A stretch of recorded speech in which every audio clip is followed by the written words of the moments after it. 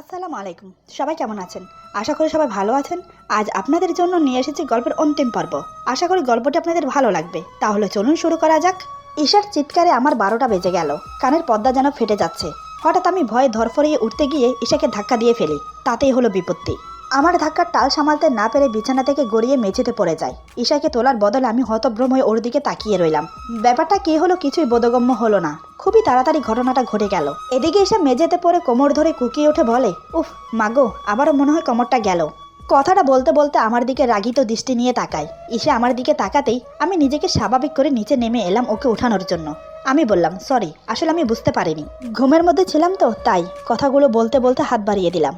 ঈশা তখন রেগে মেগে আগুন। আমি হাত বাড়িয়ে দিতেই আমার হাতে থাপ্পড় মেরে সরিয়ে দেয়। তারপর নিজে থেকে কোনো রকম উঠে আমার দিকে চোখ বড় বড় করে তাকায়। আমি কিছু বলতে যাব তার আগে ঈশা রাগে গজগজ করতে করতে আমাকে বলে, নিজেকে কি ভাবেন? হ্যাঁ, ইচ্ছে হলেই কাছে টানবেন, আবার ইচ্ছে হলে ধাক্কা মেরে সরিয়ে দেবেন। কি বোঝাতে চাইছেন আপনি? আমি ওর রাগ দেখে কিছুটা থতমত খেয়ে যাই। কিছুক্ষণ চুপ থেকে বললাম, সত্যি বলছি, আসলে আমি বুঝতে পারিনি তুমি ছিলে। ঈশা বলে, যখন বুকে জড়িয়ে নিয়েছিলেন তখন চোখে দেখেননি কাকে জড়িয়ে ধরেছেন? আমি বললাম, আসলে আমি তো। আমার কথা শেষ হতে দিল না। তার আগেই ঈশা বলে, একদম চুপ, কোনো অজুহাত দেবেন না। আপনার মতলব আমি বুঝি। আপনি তো বড় খারাপ লোক। কথাটা বলে হনহন করে চলে যাচ্ছে। রুম থেকে বেরিয়ে যেতে যেতে আমার দিকে তাকিয়ে বলে, দেখে নেব পরে আপনাকে আমি, মনে থাকে। কথাটা শেষ হলো না, তার আগে সজোরে মাথায় বাড়ি খেলো দেয়ালের সাথে। আসলে ও আমার দিকে তাকিয়ে তাকিয়ে যাচ্ছিল, তাই কোন দিকে যাচ্ছে সে খেয়াল করেনি। আমি খেয়াল করেছিলাম, কিন্তু আমি বলার আগে সে দেয়ালের সাথে ধাক্কা খায়। বাড়িটা খুব জোরেই খায়, সাথে সাথে মাথা ধরে নিচে বসে যায়। আমি ছুটে গিয়ে ওর পাশে মেঝেতে বসে বললাম, খুব লেগেছে না? একটু দেখে চলতে পারো না? ঈশা হাত দিয়ে মাথা ডলতে ডলতে বলে, সব আপনার জন্য হয়েছে। আপনাকে তো আমি পরে দেখে নেব। আমি বললাম, যাহ বাবা, আমি কি করলাম? তুমি তো আমার দিকে তাকিয়ে যেতে যেতে বাড়ি খেলে, এখন সব দোষ আমার? ঈশা বলে, তা নয় তো কি। প্রথমে তো আপনিই শুরু করলেন, ধাক্কা মেরে ফেলে দিলেন খাট থেকে। এখন আপনার দিকে তাকিয়ে যেতে যেতে মাথায় বাড়ি খেলাম। এটা তো আপনার জন্যই হয়েছে। আমি ওকে শান্ত করার জন্য বললাম, ঠিক আছে, সব দোষ আমার, তার জন্য সরি। এবার হয়েছে, এখন ওঠো। ঈশা বলে, থাক, আর দরদ দেখাতে হবে না। এতক্ষণ ধরে ওর কথা শুনে যাচ্ছি, ওর কথায় হাঁ পুরাচ্ছি, কিন্তু মেয়েটি বেশি কথা বলে। কতক্ষণ নিজেকে কন্ট্রোল করা যায়? ধৈর্যের বাঁধ ভেঙে গেল আমার। আমি চেঁচিয়ে বললাম, এই অনেক হয়েছে তোমার বকবক। তোমার সব কথা সহ করি বলে মাথায় উঠে বসেছো।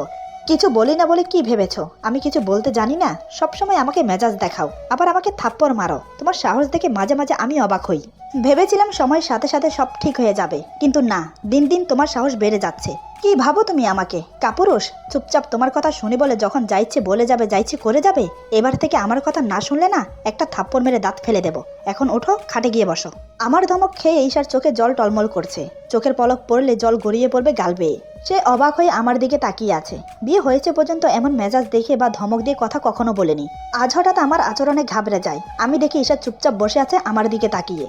আমি বললাম, কি হলো? কথা কানে যাচ্ছে না? উঠে বিছানায় বসতে বলেছি, কিন্তু না, তারপর আমার কথা শুনছে না। এবার আমার মেজাজ গেল গরম হয়ে।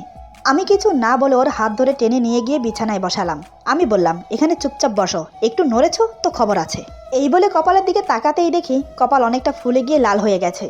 আমি দেরি না করে বেরিয়ে চুমকিকে বললাম আইস নিয়ে উপরে আসতে। আমার কথা মতো চুমকি কিছুক্ষণ পর আইস নিয়ে উপরে আসলো। আমি একটা রুমালের মধ্যে আইসগুলো রেখে ঈশার কপালে চেপে ধরলাম। প্রথমে ঈশা একটু ব্যথায় কুকিয়ে ওঠে, পরে আমার মুখের দিকে তাকিয়ে চুপ হয়ে যায়।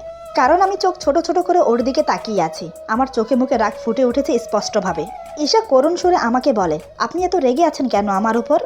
আমি বললাম, তো কি করব? তোমার উপর রাগ না করে তোমাকে কোলে নিয়ে আদর করব? তুমি নিশ্চয়ই সেই কাজটাই করেছো যার জন্য আমি তোমার উপর রেগে আছি। ঈশা বলে, আমি আবার কি করলাম? আমি তো ব্যাস। ওর কথা শেষ হবার আগেই আমি বললাম, চুপ, একদম চুপ, একটা কথাও বলবে না। আমার কথা শুনে ঈশা একদম চুপ হয়ে গেল। আমি আরো কিছুক্ষণ আইস ধরে রাখলাম ওর কপালে, তারপর হালকা মলম লাগিয়ে দিয়ে বললাম, নিচে যাওয়ার প্রয়োজন নেই, এখানে শুয়ে থাকো। আমি চুমকিকে বলে দিচ্ছি নাস্তা দিয়ে যাবে। এই বলে আমি চুমকিকে বলে দিলাম নাস্তা উপরে দিয়ে যেতে। এভাবে মান অভিমানে আরো বেশ কিছুদিন কেটে গেল। আমি এখন অনেকটাই সুস্থ। হাতের ব্যান্ডেজ খুলে দেওয়া হয়েছে, মাথার ব্যান্ডেজ চেঞ্জ করা হয়েছে, কারণ মাথার গা এখনো শুকায়নি তাই। এদিকে ঈশা স্বাভাবিক আচরণ করে যাচ্ছে, এমন মনে হচ্ছে যেন কিছুই হয়নি। আর ওই ঘটনা নিয়েও কোনো কথা হয়নি। কিন্তু আমার মনে বেজায় দ্বন্দ্ব। ওর স্বাভাবিকটা আমার বোধগম্য হচ্ছে না, তাই ভাবলাম আজ রাতে ওকে জিজ্ঞেস করব। পুরো দিন কেটে গেল টুকিটাকি অফিসের কাজ করে। আসলে আমি ঘরেই বসে এখন অফিসের কাজগুলো করি।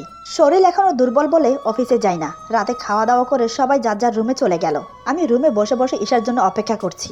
বেশ কিছুক্ষণ পর ঈশা রুমে আসে 2 কাপ কফি নিয়ে। আমাকে 1 কাপ কফি দিয়ে অন্য কাপ নিয়ে আমার সামনে বসলো। আমি কফিতে চুমুক দিয়ে বললাম, তোমার সাথে আমার কিছু কথা ছিল। ঈশা বলে, কি কথা বলুন। আমি বললাম, চলো ছাদে যাই। ছাদের কথা শুনে ঈশা চেঁচিয়ে বলে, না না, একবার ছাদে গিয়ে কি হয়েছে মনে নেই? এখন আবার ছাদে গিয়ে আরেক বিপদ বাঁধাতে চাই না। আমি বললাম, আরে ঠিক আছে, ছাদে যাব না, তাহলে বরং চলো বারান্দায় গিয়ে বসি, কি এতে কোনো আপত্তি নেই তো? ঈশা বলে, না চলুন। তারপর আমি আর ঈশা বারান্দায় গিয়ে বসলাম। দুজন বসে বেশ কিছুক্ষণ নীরবতা কাটালাম। ঈশা বলে, কি ব্যাপার চুপ করে বসে আছেন যে? কি কথা বলার ছিল সেটা বলুন। আমি বললাম, বলবো, তবে আমার কথাগুলো সিরিয়াসলি নেবে, মজা একদম করবে না আমার সাথে। যা বলবো তার উত্তর সত্যি সত্যি দেবে। ঈশা বলে, ঠিক আছে, চেষ্টা করব, তবে আপনি কি বলতে চাইছেন? আমি বললাম, দেখো ঈশা, আমাদের বিয়েটা কোনো খেলনাভাবে হয়নি, সব ফর্মালিটি কমপ্লিট করে সত্যি সত্যি বিয়েটা হয়েছে। ঈশা বলে, সেটা তো আমিও জানি। আমি বললাম, হ্যাঁ তুমি জানো, বাট এখন সমস্যা হচ্ছে অন্য জায়গায়। দেখো, আমাদের দুজনের মাঝে একটা দুর্ঘটনা ঘটেছে, যা তুমিও জানো আমিও জানি। সবকিছু ক্লিয়ার যে আমি সেই লোক যে তোমাকে ধর্ষণ করেছে। দেখো, কিছু মনে করো না আমার কথায়, কথায় কথাটা বলতে বাধ্য হচ্ছি। এখন আমার প্রশ্ন হলো, তুমি জেনেও কোনো অ্যাকশন নিচ্ছ না কেন? আমাকে দেখে তোমার রাগ হয় না, ঘৃণা জন্মায় না? আমাকে দেখলে পুলিশকে ধরিয়ে দিতে মন চায় না? ঈশা আমার কথার উত্তর না দিয়ে মুচকি হাসে। আমি বললাম, তোমার মুখের হাসি আমার উত্তর না ঈশা। তুমি এতটা স্বাভাবিক কি করে থাকো আমি জানতে চাই। এভাবে শান্ত থেকে কি বোঝাতে চাইছো? ঈশা একটা দিক নিঃশ্বাস ফেলে বলে, আপনি আমার জায়গায় থাকলে কি করতেন? আমি বললাম, আমি জানি না ঈশা আমি কি করতাম, তবে হয়তো কখনো ক্ষমা করতে পারতাম না। ঈশা বলে, প্রথমে একটা কথা বলে রাখি, সেই ঘটনা আমি আমার বান্ধবী নিহারিকা ছাড়া আর কেউ জানে না, আমার মা বাবা পর্যন্ত না। ঈশার কথা শুনে আমি অবাক হয়ে গেলাম। যে পরিস্থিতিতে আমি ওকে ছেড়ে এসেছিলাম, কম করেও 1 মাস হসপিটালে অ্যাডমিট থাকতে হতো, এই 1 মাস ওর মা বাবা ওর কোনো খোঁজ খবর নেয়নি। ঈশা আমাকে অবাক হয়ে তাকিয়ে থাকতে দেখে বলে, এই কথা শুনে নিশ্চয়ই অবাক হচ্ছেন, মানে আমার বান্ধবী ছাড়া আর কেউ জানে না, সেটা কিভাবে হতে পারে তাই তো? তাহলে বলি শুনুন। সেদিন হসপিটালে অ্যাডমিট হওয়ার পর সারাদিন আমার চিকিৎসা চলল। মোবাইলের প্রথম সিরিয়ালে নিহারিকার নাম্বার ছিল, তাই পুলিশ নিহারিকাকে আগে ফোন দেয়। ফোন পেয়ে নিহারিকার হাজব্যান্ড এবং ওর বড় ভাই ছুটে আসে হসপিটালে। ততক্ষণে আমার জ্ঞান ফিরেছে, সারা শরীর জুড়ে ব্যান্ডেজ করা। আমার এই অবস্থা দেখে নিহারিকা কান্নায় ভেঙে পড়ে। পুলিশের কাছে শুনেছিল আমাকে রেপ করা হয়েছে, এটা শুনে ওর মাথায় আসমান ভেঙে পড়ল। কি জবাব দেবে আমার মা বাবাকে, সেটাই ভাবতে লাগলো ওরা। আমি তখন একটু কথা বলতে পারি। আমি ওকে না করে দিলাম, যাতে বাড়িতে ফোন দিয়ে এসব কথা না বলে, কারণ আমার বাবা হার্টের রোগী। এসব কথা শোনার সাথে সাথে কিছু একটা অঘটন ঘটে যেতে পারে, তাই আমি ওদেরকে না করে দিলাম। কিন্তু আমাকেও 10 দিনের মাথায় বাড়ি ফিরতে হবে। 1 সপ্তাহ হসপিটালে থেকে কিছুটা সুস্থ হলে আমাকে কক্সবাজার থেকে ঢাকা হসপিটাল শিফট করা হয়। মা বাবাকে বলা হয়েছে অ্যাক্সিডেন্ট হয়েছে, তাই মা বাবা আজও জানে না আমার সাথে কি হয়েছিল সেদিন। এখন আসি আসল কথায়, আমি সব জেনেও কেন চুপ করে আছি? কি করব আমি, আপনি বলুন তো? আপনাকে পুলিশে দিতে পারি, কিন্তু তাতে কি মানসম্মান বাড়বে না কমবে? উল্টো মানসম্মান যাবে, তার সাথে সবকিছু ফাঁস হয়ে যাবে। যে সম্মানটুকু বজায় রেখে বেঁচে আছি এখনো, সেটাও ধূলিসাৎ হয়ে যাবে। তখন আপনার মা বাবার, আমার মা বাবার কি পরিস্থিতি হবে ভেবে দেখেছেন? তখন পারবেন সবকিছু সামাল দিতে? আর বাকি রইল রাগ বা ঘৃণা। আপনার সাথে রাগ করে কি লাভ হবে বলুন তো? আমার যা হারিয়েছি তা কি ফিরে পাবো? যে কষ্টটা আমি পেয়েছি তার কি কোনো লাঘব হবে? আপনাকে ঘৃণা করব কিভাবে? আমাদের বিয়ে হয়েছে বছর হতে চলল, একই ছাদের নিচে একই ঘরে একই বিছানায় দুজন থাকি। আপনি চাইলে আমাকে জোর করে যা ইচ্ছে করতে পারতেন, কিন্তু আপনি সেটা করেননি। আমাকে আমার সম্মানটুকু দিয়েছেন, 2 হাতে আগলে রেখেছেন। আর এমনিতেও আমাদের মাঝে যা হয়েছে সেটা একটা অ্যাক্সিডেন্ট ছিল। আমি অনেকবার দেখেছি আপনি সেই ঘটনা নিয়ে অনেক চিন্তায় থাকতেন। আমি দেখেছি সেই ঘটনা নিয়ে আপনি অনেক কষ্ট পেতেন, কান্না করতেন। আপনার মাঝে অনুশোচনা কাজ করত। আপনি আপনার অপরাধ নিজের মুখে স্বীকার করেছেন, কোনো দ্বিধাদ্বন্দ্ব ছাড়া। তাই আমি সবকিছু জেনে শুনে আপনাকে ক্ষমা করে দিয়েছি। আপনাকে অপরাধী বানিয়ে রেখেও কি লাভ? যে অপরাধ আপনি নিজের ইচ্ছায় করেননি, সেই অপরাধের শাস্তি আমি আপনাকে কিভাবে দেব? এই বলে ঈশা চুপ হয়ে গেল। ওর মুখে সব শুনে আমি নিস্তব্ধ হয়ে যাই। মেয়েটি কত উদার, এক নিমেষে আমাকে ক্ষমা করে দিল। আমি বললাম, সত্যি ঈশা, তুমি অনেক ভালো। তোমার জায়গায় অন্য কেউ হলে অনেক কিছু করতো, এত সহজে আমাকে ক্ষমা করতো না। ঈশা বলে, আপনিও অনেক ভালো। এতদিন আপনার সাথে থেকে এটা বুঝতে পারলাম। এবার নিশ্চয়ই আপনার সব কথার উত্তর পেয়ে গেছেন। আমি বললাম, সব কথার উত্তর পেয়ে গেছি, কিন্তু ঈশা, আমার যে আরো কিছু চাই। ঈশা বলে, আরো কিছু চাই মানে? একটু অবাক হয়ে বলে। আমি ওর হাত ধরে বললাম, ঈশা, সবকিছু তো মিটে গেল, কিন্তু আমাদের বিয়ের আরো কিছু ফর্মালিটি যে বাকি রয়ে গেল, সেগুলো এখন পূরণ করার সময় হয়ে গেছে। ঈশা আমার কথার আগামাথা কিছুই বোঝে না। ঈশা বলে, ফর্মালিটি? কিসের ফর্মালিটি বাকি রয়ে গেছে? আমি ওর হাত শক্ত করে ধরে আমার কাছে টেনে কানের কাছে ফিসফিস করে বললাম, ভালোবাসার ফর্মালিটি। আমি তোমাকে ভালোবাসি। আমি ওর কানের কাছ থেকে মুখ সরিয়ে ওর দিকে তাকালাম। ঈশা চোখ ছোট ছোট করে আমার দিকে তাকিয়ে আছে। আমি বললাম, অমন করে তাকিয়ে আছো কেন?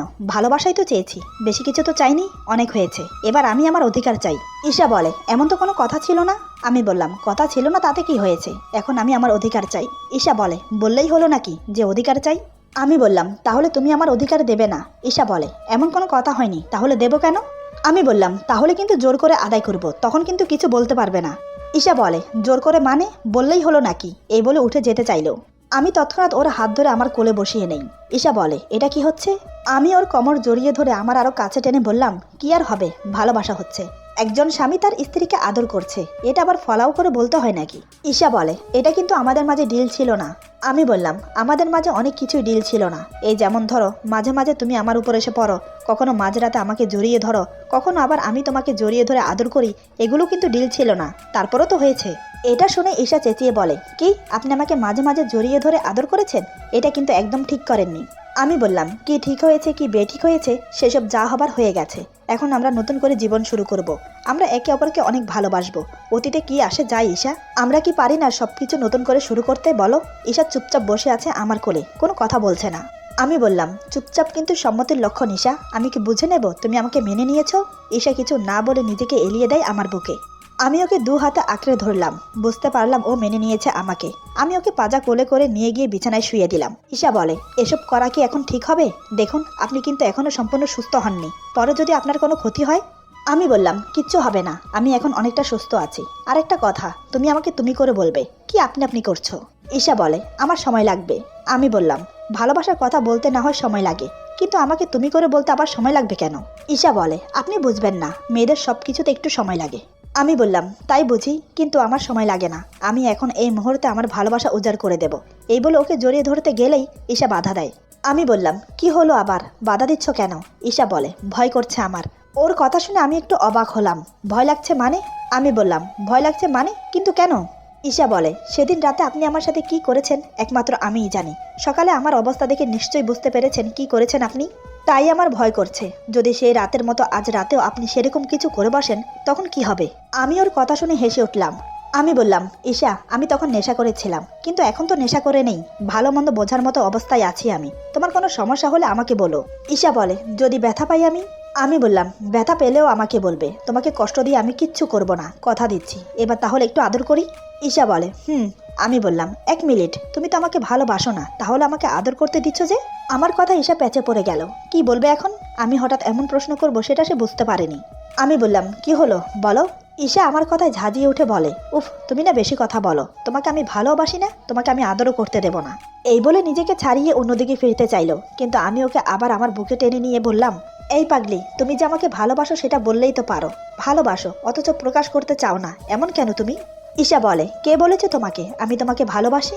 আমি বললাম, তুমি আমাকে এখন না, অনেক আগে থেকেই ভালোবাসো, আমি তোমার আচার আচরণে বুঝতে পারি, কিন্তু তুমি প্রকাশ করো না। আমি তোমার সাথে যে অন্যায়টা করেছি তুমি জেনেও আমাকে একটু বকা দাওনি, একটু চোখ রাঙিয়ে এটা বলনি আপনি কেন করলেন আমার সাথে এমন। এই 1 বছরের বিয়েতে হাতে গোনা কয়েকদিন হয়তো তুমি আমার বুকে এসে ঘুমাওনি, এছাড়া প্রতিটা রাত তুমি আমার বুকে আমাকে জড়িয়ে ঘুমিয়েছো, আমাকে বিশ্বাস করে আমার পাশে ঘুমিয়েছো, এরপরও বলছো তুমি আমাকে ভালোবাসো না। আর কি প্রমাণ চাও তুমি বলো?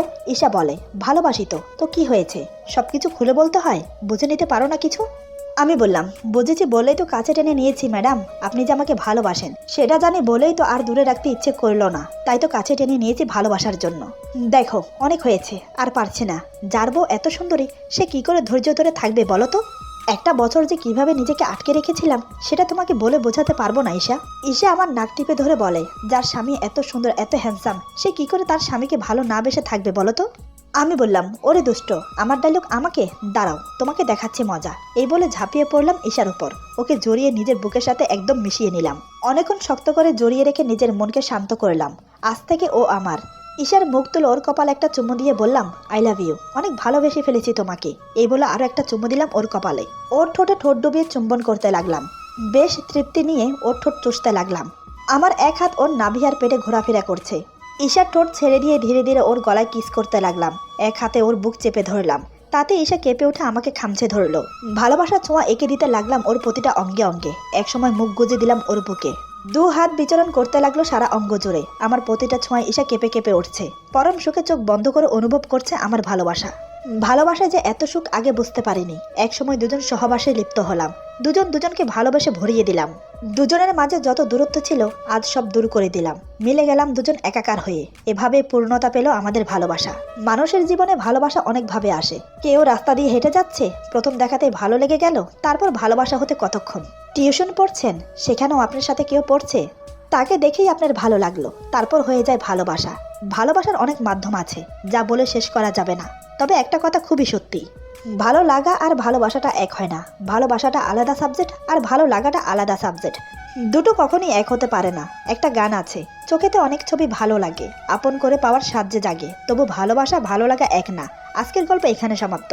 আশা করি গল্পটা আপনাদের ভালো লাগবে। জানি না আজকে আমার ভয়েসটা আপনাদের কাছে কেমন লাগবে। শরীর অসুস্থ, তারপরে ভয়েসটা রেকর্ডিং করলাম শুধু আপনাদের জন্য। আপনারা সবাই ওয়েট করছেন এই গল্পের শেষ অংশটা শোনার জন্য। যদি ভুল হয়ে থাকে তাহলে ক্ষমা করবেন, আর গল্পটা কেমন লাগলো কমেন্টে জানাবেন। আপনারা অনেক সাপোর্ট করাতে আমি এতটুকু পর্যন্ত এসেছি, তার জন্য আপনাদেরকে অসংখ্য অসংখ্য ধন্যবাদ। সবাই ভালো থাকবেন, সুস্থ থাকবেন। আল্লাহ হাফেজ।